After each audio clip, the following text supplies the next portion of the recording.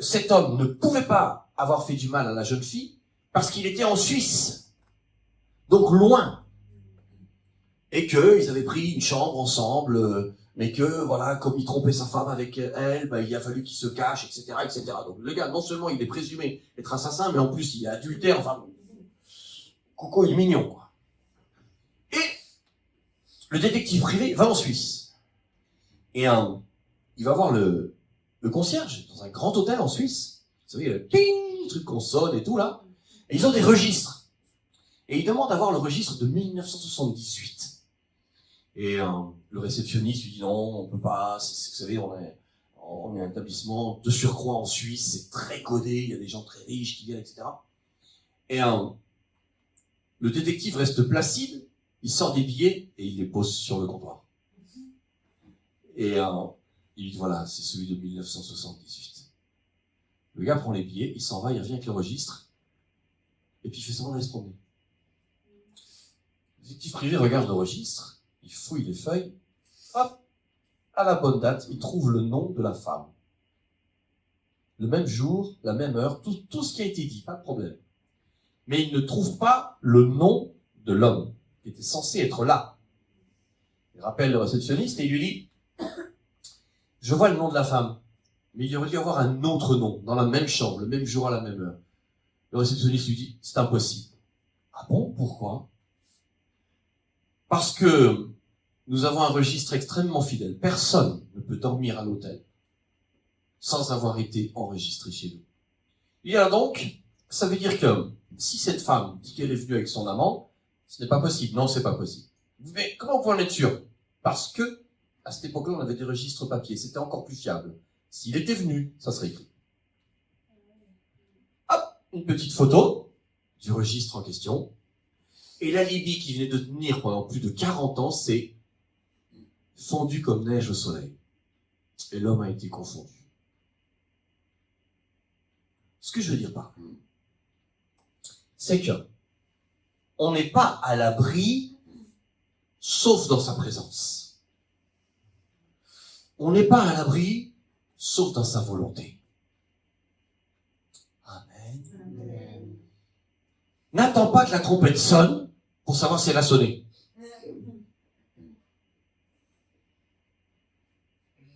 Prépare-toi avant. Amen. Comme ça, même si tu l'entends pas, t'es prêt. Amen. Un jour, j'étais tout jeune. Et j'étais pas vieux. Ah, là, c'est logique. Et mes frères et sœurs étaient pas trop vieux non plus. C'est comme, voilà. Et on devait partir en vacances. Je dormais dans la même chambre qu'un de mes frères. Il avait 2 ans de plus que moi. On avait un caractère différent. Mes 2 fils, souvent, me font penser à mon frère et moi quand on était jeunes. Il y en a un qui sonnerait la trompette toute la journée. Il y en a un. Et l'autre, il la cherche, la trompette. Ah bon, elle est où? Et donc, mon père arrive et il allume la lumière. Sous-entendu, hop, c'est l'heure, parce qu'on s'était couché genre jusqu'à minuit, 1h du matin. Puis à l'époque, il n'y avait pas les autoroutes, il n'y avait rien. Hein. Donc pour descendre dans le sud, c'était 12-14 heures. Hein. Faut voir. Hein. Et mon père allume la lumière, moi, tel un ressort, 30 secondes sur 20. Et pas de poids-poids. Mon frère poids-poids, il n'était pas là. Et au poids-poids, dans le lit, en train de dormir, lumière allumée. Hein. Il dormait. Et on le réveille. Putain. Il recommence. Et mon père, qui commençait à fulminer un petit peu, poids-poids, il est où? Ma mère, elle arrive, elle prend la couverture, et elle enlève la couverture, et on est dans l'Est, hein, il fait froid, je veux dire, quand t'as plus la couverture, tu t'en souviens, quoi, tu t'en aperçois. Et lui dit, mais laissez-moi dormir! Et il reprend la couverture, et il recommence sa nuit. En bref. Il croyait pas qu'il y avait la trompette. Et je sais pas, faudrait que j'en parle avec lui, mais je suis sûr qu'il s'est retrouvé dans la voiture en disant, mais qu'est-ce que je fais là? Qu'est-ce que je fais là? Amen. Regardez comme ce passage nous parle du retour de Jésus. Mais c'est incroyable. Attends pas que Dieu sonne la dernière trompette pour que tu sois comme le peuple, dans l'épouvante. Regarde le verset 6. Le peuple sera dans l'épouvante. Il va arriver une bénédiction et un malheur en même temps. Souvenez-vous, quand le peuple est sorti d'Égypte, d'un côté c'était lumière et d'un côté c'était ténèbres. Et c'était la Shekinah, c'est-à-dire la présence du Saint-Esprit, qui était d'un côté lumière, d'un côté ténèbres. C'est la même chose. Amen. Le Seigneur l'Éternel ne fait rien sans avoir au préalable révélé son secret à ses serviteurs les prophètes.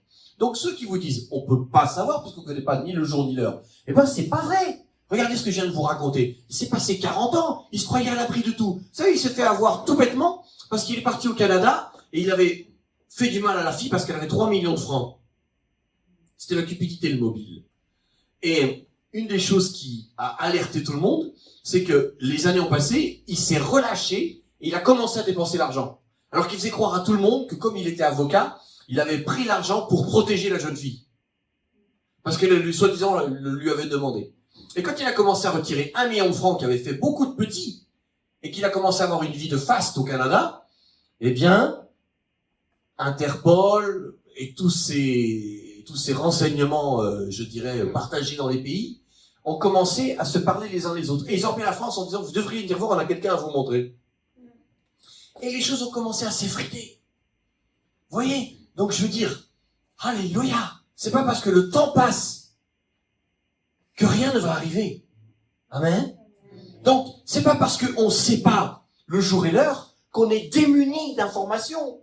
Au contraire. Souvenez-vous, Jésus a dit dans l'évangile, regardez le figuier.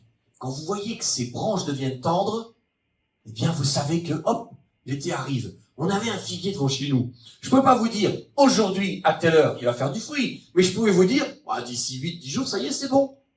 C'est quand même super précis. Amen. Amen. Je veux dire, le temps est déjà consommé. Il reste une poussière de temps avant que Jésus arrive. Amen. Le lion rugit.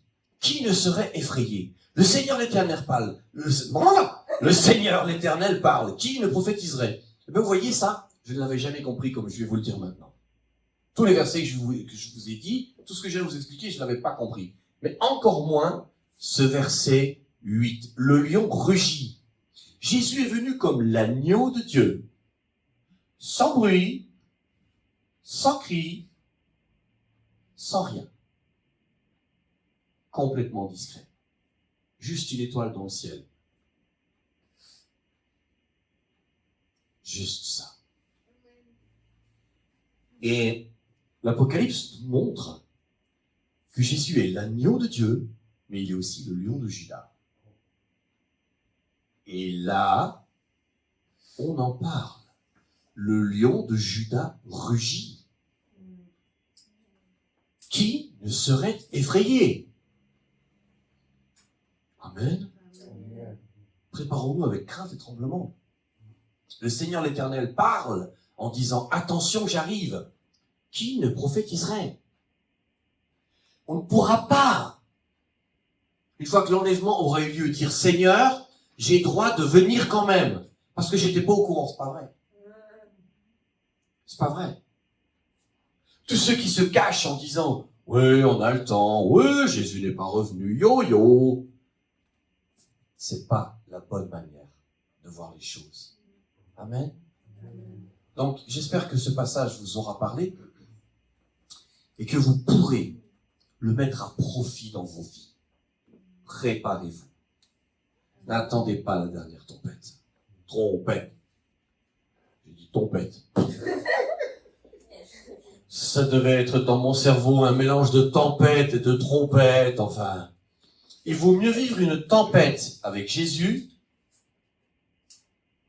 qu'une vie facile loin de sa présence. Il faut se préparer, les amis. Il faut se préparer. Et vous savez, une des choses qui montre qu'on se prépare bien, c'est quand on accepte de renoncer. Vous ne pouvez pas vous préparer sans renoncer. Vous ne pouvez pas vous préparer sans renoncer à la colère, par exemple. Vous ne pouvez pas bien vous préparer sans renoncer au péché. Vous ne pouvez pas bien vous préparer sans demander pardon. Vous ne pouvez pas bien vous préparer sans vous nourrir de la parole de Dieu. sans vous nourrir de la prière. Une vierge sage, elle a de l'huile. Elle est donc dans la présence du maître. Le maître ne nous demande pas d'être lui, il nous demande de chercher à être comme lui. Amen. Alléluia. On va encore prendre un temps de prière avant de passer à la suite. Seigneur, aide-nous à nous préparer. Bientôt la dernière trompette va sonner.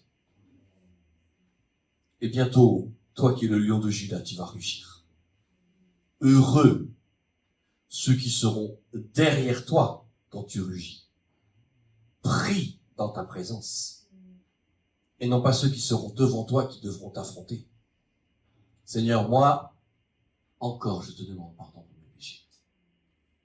Je veux te demander grâce pour que tu m'aides à te plaire. Sois glorifié, Jésus.